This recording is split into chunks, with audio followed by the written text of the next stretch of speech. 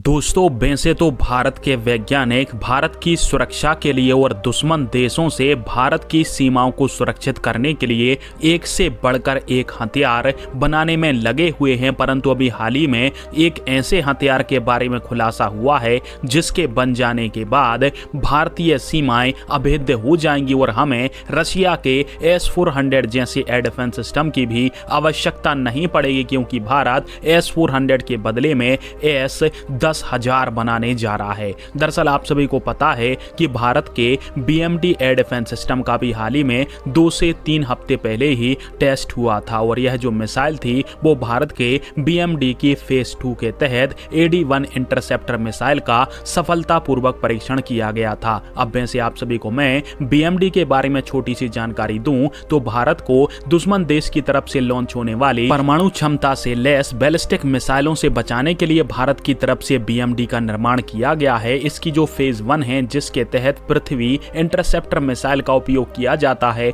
वो already deploy है और इसके फेज 2 के डेवलपमेंट का काम चल रहा है और फेज 2 भी जल्दी डिप्लॉय हो जाएगी। फेज 1 में हम 2000 किलोमीटर की दूरी से किसी भी मिसाइल को मार गिराने में सक्षम हैं और फेज 2 के कंप्लीट होने के बाद हम 5000 किलोमीटर की दूरी से किसी भी बैलिस्टिक मिसाइल को मार गिरा सकते हैं। अब इसके बाद जो भारत का DRDO है वो BMD के फेज 3 के ऊपर काम कर रहा है और इसमें 2 मिसाइलें बनाई जानी हैं, जिनमें से पहले का नाम ADAH और दूसरी का नाम ADAM है और इन दोनों ही मिसाइल के माध्यम से आने वाले समय में भारत अपने देश की 10,000 किलोमीटर दूरी से भी किसी भी बैलिस्टिक मिसाइल से रक्षा कर पाएगा। साथ में इन मिसाइलों के बारे में जानकारी तो गुप्त है, परंतु ऐसा अनुमान माना जा रहा है कि इन मिसाइलों के माध्यम से भारत हाइपरसोनिक मिसाइलों से भी अपने आप को बचा सकता है। अब फिलहाल में यह जो भारत का BMD का फेज 3 है वो शुरुआती चरण के अंदर है, परंतु फेज 2 जैसे ही कंप्लीट होता है तो इसके ऊपर